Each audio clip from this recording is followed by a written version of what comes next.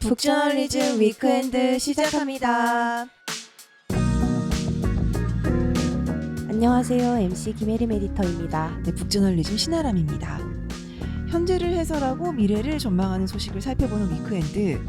오늘 첫 번째 이슈는요, 우리 김혜림 MC가 준비했습니다. 어떤 소식인가요? 저는 오늘 네이버 지식인과 관련한 소식 준비했는데요. 이번에 서비스가 개편됐다고 네이버가 밝혔어요.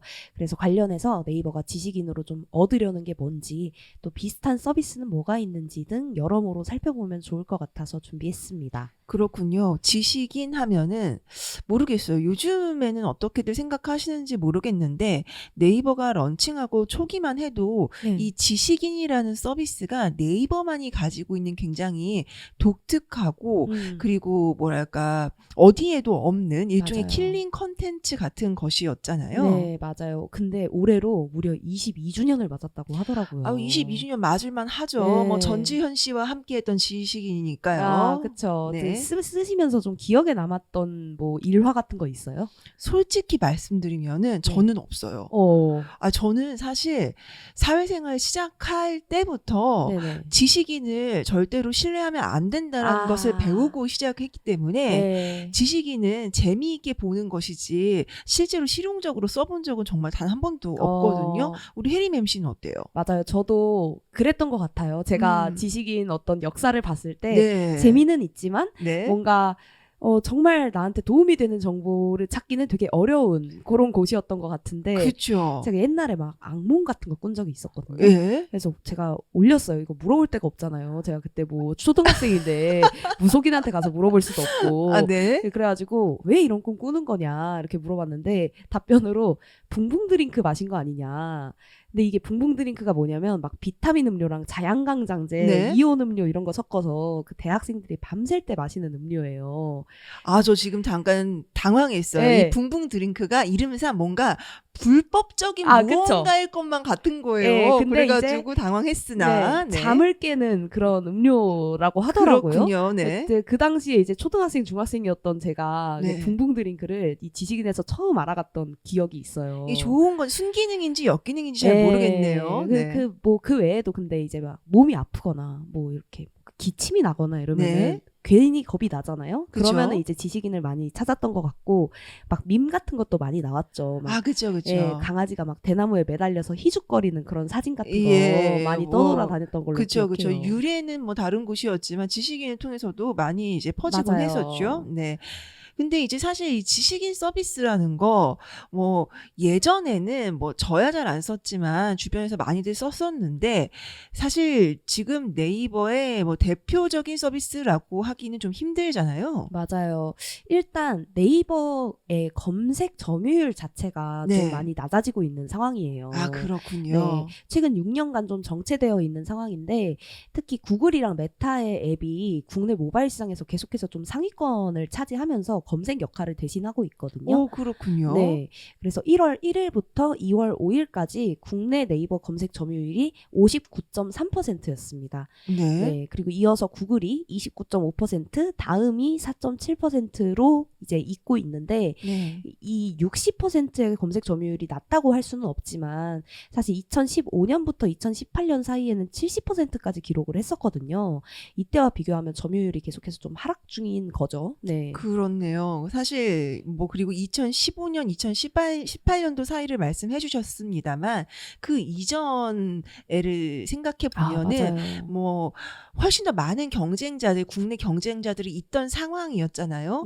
그런데도 네이버가 단독 1위를 차지하고 있었고 2015년에서 18년도 사이에는 뭐 다음하고 네이버가 양강 체제였던 시기이기 때문에 뭐 70%를 기록했다라는 거 이걸 생각해 보면 지금은 사실 네이버가 구글한테 파일을 좀 많이 뺏겼다라는 생각이 좀 듭니다. 하지만 이 구글도 안심할 수는 없는 게 이제는 사실 예전처럼 그냥 검색 사이트에 검색을 하는 게 아니라 인스타그램이나 유튜브를 통해서 보통 뭔가 검색을 많이 하는 것 같아요. 특히 맛집이나 아니면 뭐 헬스장 뭐 이런 거 검색할 때는 반드시 인스타를 통해서 검색을 하더라고요. 맞아요. 전 특히 미용실 그래요. 검색할 때 인스타가 맞아요, 그렇게 맞아요. 유용하더라고요. 네. 네, 그런 것도 보면은 사실 검색, 어떤 클래식한 검색 시장에 좀 위상이 예전 같지 않을 것 같기도 한데, 네. 그래서 이 종합적인 검색 점유율은 더 낮을 것으로 추정을 하고 있습니다. 검색이라는 게 예전에는 다 물어봤었잖아요. 뭐 그렇죠. 길도 물어보고 맛집도 물어보고 살 것도 물어보고 궁금한 것도 물어보는 어떤 종합 창구처럼 기능했는데, 맞습니다. 저도 막 서산에서 서울 가는 길 이런 거 지식인에 물어본 적 있단 말이에요. 제대로 답변해 주던가요? 뭐 어떻게 가라 하는데 딱히 와닿진 않았어요. 아, 와닿진 예. 않았다. 네. 그러나 요즘에는 가기 그쵸. 너무 편하죠. 너무 편하죠. 예. 사실 국내에서는 네이버 맵이나 카카오 맵 많이 쓰시고 예. 해외 나가면 다들 구글 맵 쓰시잖아요. 그러니까요. 그쵸? 지도 어플리케이션만 있으면 내가 어느 방향을 보고 있는지까지 다 알려주니까 그쵸. 너무너무 쓰기 편하고, 또 맛집 예약 어플리케이션 이런 거 활용해서 맛집도 찾고 예약까지 하고, 네. 쇼핑 앱은 셀 수도 없이 너무너무 잘 돼 있죠. 그쵸. 사실 쇼핑 앱에 달려있는 리뷰 이런 거 많이 참고하죠. 네. 그러니까 사실 예전만큼 뭔가 검색 서비스나 무언가를 묻고 답하는 서비스를 사용하는 비율이 줄어들 수밖에 없죠. 그렇군요. 사실 예전에는 검색 서비스가 모든 정보의 창구 역할을 했다면은 이제는 좀 분화된 앱들이 그 역할을 나누어서 가져가게 되었다라고도 볼 수 있을 것 같네요. 자, 그러면은 이제 지식인은 대체 어떠한 역할을 예전에는 했었느냐 하면은, 이게 검색 키워드를 넣어서 검색하기가 정말 애매한 것들이 있잖아요. 그쵸. 그러니까 예를 들면 아까 우리 혜리님 씨가 이야기했던 것처럼 악몽을 꾸었다고 치죠. 귀신이 입을 쩍 벌리고 네. 화장실에서 나를 쫓아오는 장면이라고 묻고 싶은데 이거를 검색을 아, 그쵸. 어떻게 하냔 말이죠. 그쵸. 네. 그러니까 이제 지식인에다가는 아주 길게 나의 상황, 맥락 이런 거를 나의 언어로 써서 물어볼 수 있었던 게 장점이라면 뭐 장점이었을 것 같아요. 네. 자, 근데 이제는 좀 달라진 것 같아요. 이렇게 물어볼 수 있는 곳이 좀 여러 군데 생겼죠? 아, 맞아요. 챗GPT한테 네. 지금 물어본다면 어떻게 답변을 해줄지. 아, 근데 최근에요. 제가 네. 챗GPT 유료 버전 쓰고 있거든요. 네네. 얘가 이제는 예전처럼 엉뚱한 얘기는 안 하는 것 같습니다. 오, 그렇군요. 예전에 저희가 작년만 해도 챗GPT가 나에게 뉴진스가 열병이다. 예, 조선시대 예. 유행했던 역병이었다라고 얘기를 해서 제가 진짜 예. 기함을 토했던 기억이 생생한데, 이제는 챗GPT 뉴진스 너무 잘 알고요. 아. 뉴진스의 최근 신곡에 관한 반응을 검색해줘라고 하면은 또 기가 막히게 우와. 검색을 해서 차르륵 정리를 해서 보여주는 정도로 발전했거든요. 진짜 똑똑하네요. 정말 똑똑해졌습니다. 근데 이거 미국 거잖아요. 그러니까요. 네이버 뭐 하고 우리 있습니까? 네이버는 어떻게 하고 있을까요? 네, 네이버는 어떻게? 예. 챗 GPT에 너무 위기감을 느꼈겠죠. 느꼈겠죠. 예, 뉴진스가 역병이라고 했을 때도 네. 와, 이 정도라고 했을 거예요. 진짜. 예. 우리는 역병이라고 답변도 못 해주는데 그쵸, 질문을 그쵸. 받을 수가 없는데. 예, 그래서 내놓은 게 하이퍼클로바 X였는데, 네. 이게 뭐 대화 주제에 맞춰서 최적의 답변도 찾아주고, 네. 또 기억할 대화나 데이터를 직접 설정해서 나만의 어떤 개인화된 인공지능을 만들 수도 있고, 또 네이버 서비스 워낙 생태계가 넓잖아요. 그렇죠. 그 생태계랑 연동해서 좀 사용성을 높이는 형태로 이 하이퍼클로바 X를 제작을 했었어요. 네. 그리고 또 이게 하이퍼클로바 같은 경우에는 학습한 데이터만 활용하는 게 아니라 최신 정보를 기반으로 하는 검색 엔진을 좀 활용할 수 있어서 네. 더 성능이 좋다고 볼 수 있다, 이렇게 말하면서 아직 완벽하지는 않지만 그래도 준비해서 지식인이나 검색 서비스에도 결합할 계획이 있다고 네이버는 밝혔었습니다. 그렇군요. 사실 오픈 AI가 갖고 있는 엔비디아의 그 칩 개수하고 네이버가 들고 있는 그 엔비디아의 칩 개수하고 비교하면은 사실 아직까지 왜 네이버는 챗GPT를 못 만들죠? 라고 얘기할 네. 수가 없다라는 점은 사실 좀 자명한 것 같아요. 하지만 우리나라에서도 이제 네이버 그리고 카카오가 좀 힘을 내주고 있어야 되는 상황이고 네. 또 어느 정도 힘을 좀 많이 내주고 있다고 알고는 있는데요. 자, 그렇다면은 생성형 AI 시대에 지식인 서비스도 같이 변화를 한다라는 걸까요? 네, 그렇습니다. 구체적으로 뭐가 변한 거냐를 좀 살펴보면 좋을 것 같은데, 일단 질문에 대한 마감 기능이 원래 있었어요. 이 질문 이제 좀 시한 정해놓고 이제 네. 마감을 해야 됐었는데, 네네. 그 마감 기능이 종료가 되고, 네. 또 답변에 채택을 할 수 있었잖아요. 그렇죠. 그 채택 수의 제한이 없어졌습니다. 그렇군요. 그래서 원래는 이제 질문자가 질문을 남기면 그 질문이 마감되기 전에 답변자가 답변을 남겨야 했고, 또 답변에 만족을 하면 하나의 답변만 채택을 할 수 있었는데, 그러면은 이제 질문이 마감되거나 이미 채택된 답변이 있으면 추가로 답변을 남길 수가 없기 때문에 댓글로 소통을 해야 하는 좀 불편함이 있었어요. 그런데 이제는 그런 마감 없이 답변을 계속 등록할 수도 있고, 이미 채택된 답변이 있어도 새로운 답변을 등록할 수 있게 됐습니다. 그래서 또 추가 질문과 추가 답변 횟수 제한이 사라지면서 조금 더 자유로운 소통이 가능해졌다, 이렇게 볼 수 있을 것 같아요.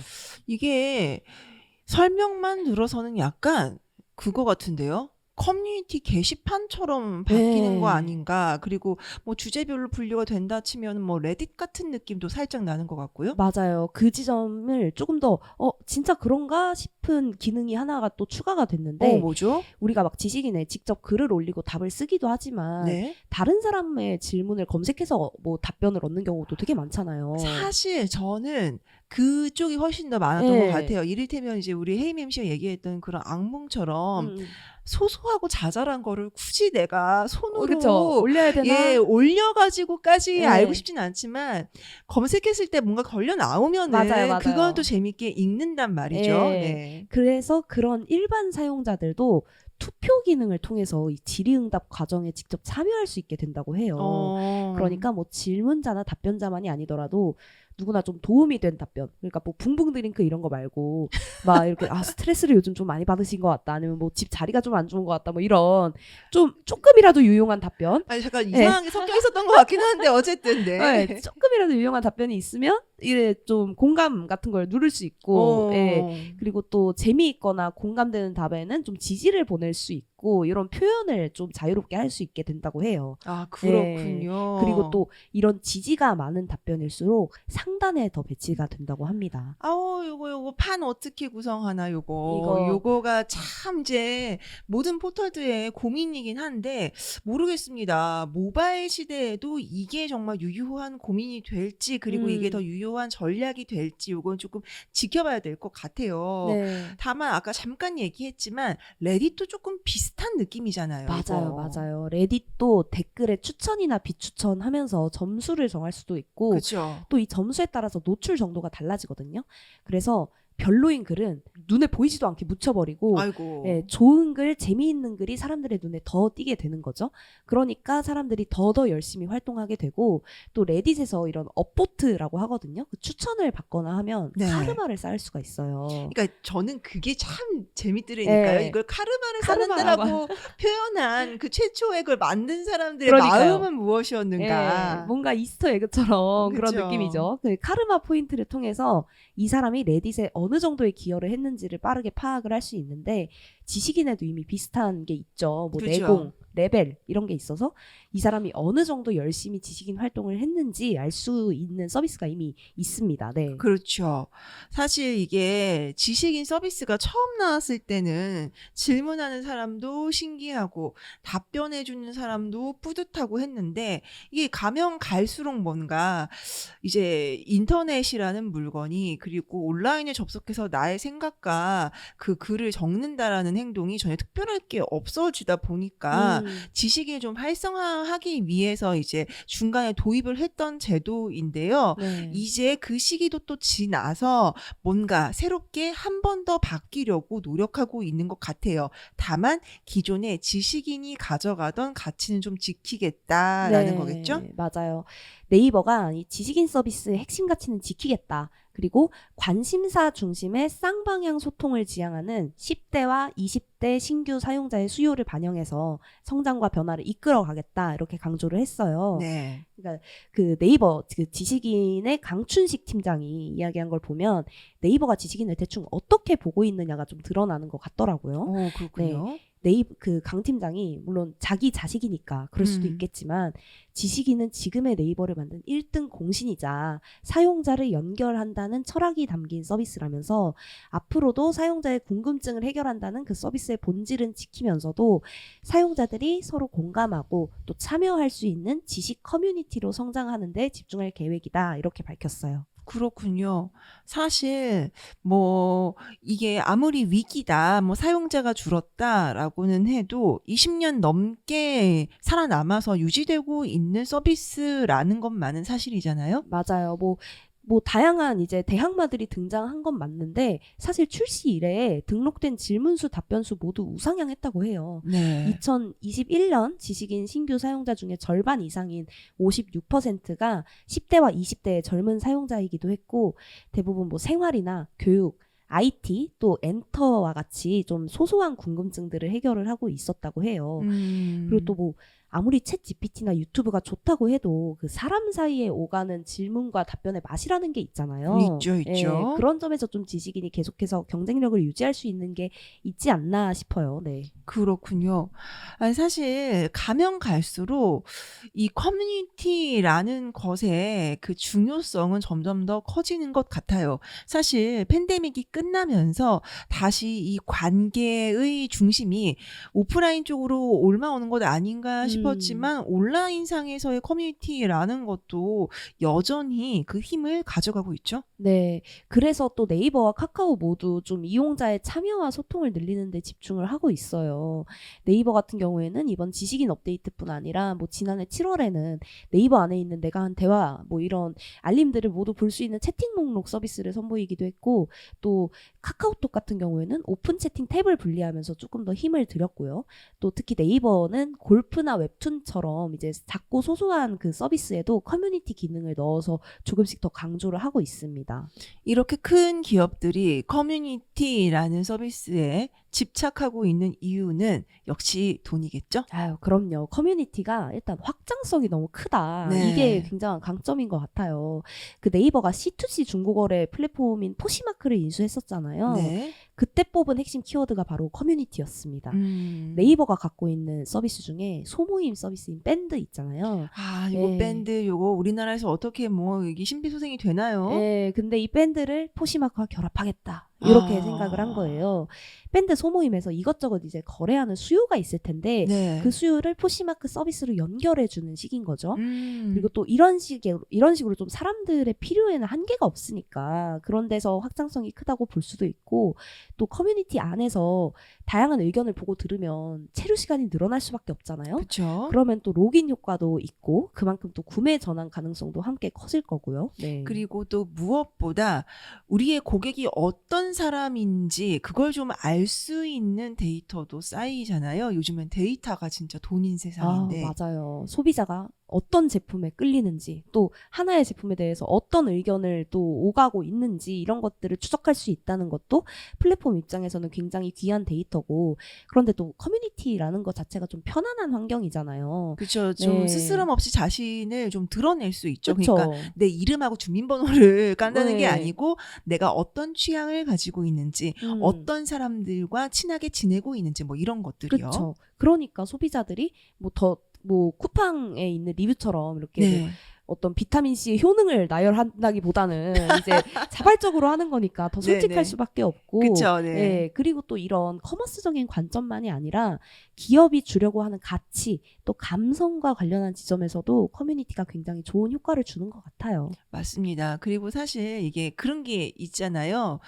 한 커뮤니티에서 오랫동안 좀 활동을 하다 보면은 우리끼리라든지 네. 우리 어디인들은 막 이런 얘기 하게 되잖아요. 맞아요, 네. 맞아요. 또 소속감이 들게 되니까 네. 다들 막 지식인에 얽힌 사연이나 사건이나 기억에 남는 답변 같은 거 조금씩은 가지고 계실 것 같거든요. 네. 작년 그 3월에 네이버 지식인 할아버지라고 불렸던 녹야 조광현 선생이 별세했었어요. 아, 이거 예, 기사가 네, 한참 났었죠. 맞아요. 네. 이 조광현 선생이 2004년부터 5만 건 이상 답변을 달았다고 하거든요. 굉장히 위트 있고 또 지혜가 담긴 답변으로 인기를 얻었었는데 네. 예를 들어서 뭐 산타 할아버지가 몇 살이냐라는 질문에 대해서 아빠와 동갑이다 이런 답변을 다는 시기죠. 예, 근데 이런 답변은 챗 GPT가 어떻게 할 수 있겠어요. 못하죠. 예, 또 조광현 선생이 이렇게 말했다고 해요. 모르는 질문을 받으면 공부해서 답변한다. 이 나이가 돼도 모르는 건 알고 싶기 때문에 지식은 이렇게 늘려야 한다. 내가 모르는 걸 알고 있다면 초등학생이어도 은인이다. 이렇게 말하기도 했다고 합니다. 네. 사실 네이버의 한 뭐라고 해야 되나요? 서비스로서 여러 가지 좀 이제 얼굴을 갖고 있잖아요. 한때는 이 지식인의 초딩밖에 없다. 뭐 이런 식으로 맞아요. 특정 세대를 좀 이제 뭐랄까 아래로 말하는 그런 이제 용도로도 쓰이기도 하고 그랬었는데 사실 이게 세월이 쌓이면서 사람이 쌓이고 사람이 쌓이면은 거기에 생각과 마음도 같이 쌓이는 법이라서 맞아요. 그 안에서 분명히 가치는 꾸준히 자라나고 있었던 것 같아요. 네. 또 사람들 사이의 연결이나 그 안에서 또 나올 수 있는 파급력은 챗 GPT가 대체하지 못하는 경험일 것 같아요. 결국에 챗 GPT와의 대화는 나와 인공지능 그 둘 사이의 대화잖아요. 그런데 지식인은 일종의 공론장으로서의 또 게시판으로서의 성격도 갖고 있고 말이에요. 네. 그래서 또 이번 업데이트를 통해서 우리한테 좀 새로운 게시판이 주어진 건 아닌지 하는 생각도 들었습니다. 그래서 앞으로 좀 지식인 서비스가 어떻게 발전해 나갈지 지켜보는 것도 재미있을 것 같아요. 네. 네이버의 정말 장수 서비스죠. 지식인 서비스가 개편한다고 하는데 지금까지 지식인 서비스가 우리에게 어떤 의미였는지 그리고 또 앞으로는 우리에게 어떠한 서비스로 남았으면 하는지에 관한 이야기를 통해서 우리나라에서 지금 온라인이라는 공간에서 이루어지고 있는 커뮤니티 서비스의 역할에 대해서 함께 짚어봤습니다. 북저널리즘 위크엔드는 북저널리즘 웹사이트 그리고 애플 팟캐스트, 스포티파이, 네이버 오디오 클립 그리고 유튜브에서도 만나보실 수 있습니다. 자, 그럼 내일도 위크엔드에서 만나요.